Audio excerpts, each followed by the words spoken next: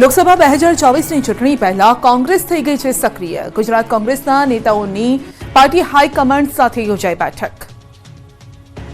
લોકસભાની ચૂંટણી નજીક આવી રહી છે ત્યારે રાજકીય પક્ષોએ તડામાર તૈયારી શરૂ કરી દીધી છે। લોકસભાની ચૂંટણી પહેલા કોંગ્રેસે પણ કમર કસી છે। કોંગ્રેસના નેતાઓ દ્વારા રણનીતિ ઘડાઈ રહી છે અને આ બધાની વચ્ચે ગુજરાત કોંગ્રેસના નેતાઓએ દિલ્હીમાં ધામા નાખ્યા। ગુજરાત કોંગ્રેસના નેતાઓએ દિલ્હી કોંગ્રેસ હેડક્વાર્ટર ખાતે કોંગ્રેસ નેતા રાહુલ ગાંધી અને મલ્લિકાર્જુન ખડગેની સાથે બેઠક યોજી। ગુજરાત વિધાનસભાની ચૂંટણીમાં સૌથી ખરાબ પ્રદર્શન બાદ કોંગ્રેસ હવે લોકસભામાં કઈ રીતે પ્રદર્શન સુધારે તે મુદ્દે ચર્ચા થઈ। આ બેઠકમાં કોંગ્રેસના રાજકીય અધ્યક્ષ મલ્લિકાર્જુન ખડગે, કોંગ્રેસના પૂર્વ રાષ્ટ્રીય અધ્યક્ષ રાહુલ ગાંધી, પ્રભારી મુકુલ વાસનિક અને કેસી વેણુગોપાલ ઉપસ્થિત રહ્યા। જ્યારે પ્રદેશ તરફથી શક્તિસિંહ ગોહિલ, મધુસૂદન મિસ્ત્રી, અમિત ચાવડા, ભરતસિંહ સોલંકી, જગદીશ ઠાકોર સહિતના નેતાઓએ હાજરી આપી લોકસભાની ચૂંટણી સહિત વિવિધ મુદ્દે ચર્ચા કરી।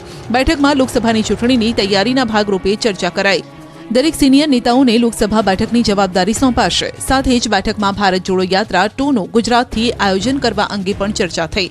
કોંગ્રેસના આગામી કાર્યક્રમ અંગે પણ આજની બેઠકમાં ચર્ચા કરવામાં આવી। ત્યારે આ વખતે લોકસભામાં કોંગ્રેસ ભાજપના આ વિજય રથને રોકવા માટે પ્રયાસ કરી રહ્યું છે। કોંગ્રેસ તેમાં કેટલી સફળ થાય છે તે જોવું રહ્યું।